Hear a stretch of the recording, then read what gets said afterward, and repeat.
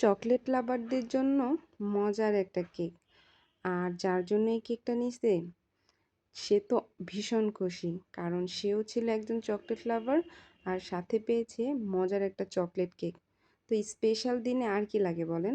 আসসালামু আলাইকুম, hello everyone, সবাই কেমন আছেন? আশা করি সবাই অনেক বেশি ভালো আছেন। তো এই কেকটা অর্ডার করেছে ভাইয়া প্রবাস থেকে। তো ভাইয়ার কাছের মানুষের জন্য এই কেকটা ভাইয়া অর্ডার করছে। তো ভাইয়া আমাকে 10 দিন আগেই অর্ডারটা কনফার্ম করে। তো ভাইয়া বলতেছে আমি তো দেশের বাহিরে থাকি, তো আমার আমি যাকে কেকটা দিব, তো আপনার লোকেশনে থেকে যখন খুব কাছে, তাহলে একটা কাজ করেন, আপনি কেকের অর্ডারটা নেবেন অ্যান্ড সুন্দরভাবে ডেলিভারি করবেন। আমি বললাম আচ্ছা ভাইয়া। তো ভাইয়া বলল যে আপু আপনার আরেকটু কষ্ট করতে হবে। আমি বললাম কি বলেন। পরে ভাইয়া বলল যে আমার কিছু চকলেট কিনে দিতে হবে, ও চকলেট অনেক বেশি পছন্দ করে।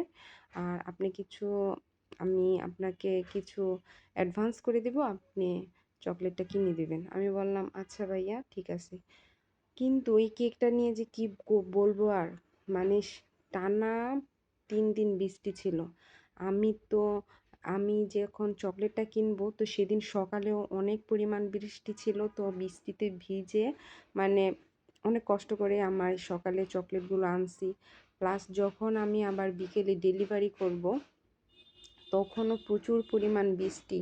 মানে আমি তো পুরোই কনফিউশনে ছিলাম যে কেকটা ডেলিভারি করতে পারবো কি না। এইদিকে কেক রেডি করেও ফেলছি। তো যাই হোক, এই কেকটা নিয়ে অনেক কষ্ট করে আপুর হাতে পৌঁছায় দিতে পারছি। এটাই অনেক, মানে আল্লাহর কাছে শুকরিয়া যে কেকটা, মানে বৃষ্টির সময় কেক একটা সেনসিটিভ জিনিস, এটা যদি ভিজে যায় তাহলে তো মনে করেন অনেক একটা ঝামেলায় পড়ে যাব। এত কষ্ট করে বানালাম আর তাহার মধ্যে অনবরত বৃষ্টি হচ্ছেই হচ্ছে, বৃষ্টি তো কমার নাম নাই। তো ভাইয়া বলতেছে আপু অনেক কষ্ট করছেন, এখন যদি ডেলিভারি করতে না পারেন তাহলে কেমন হবে বলেন। তো আমি ভাইয়াকে বললাম ঠিক আছে ইনশাল্লাহ একটা রিস্ক নিয়েই ফেলি, দেখি ডেলিভারি করবোই ইনশাল্লাহ।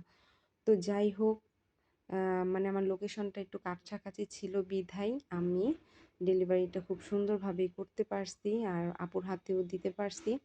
আর আপুর পক্ষ থেকেও খুব ভালো রিভিউ পাইছি। ভাইয়াও আমাকে অসংখ্য মানে ধন্যবাদ দিছে।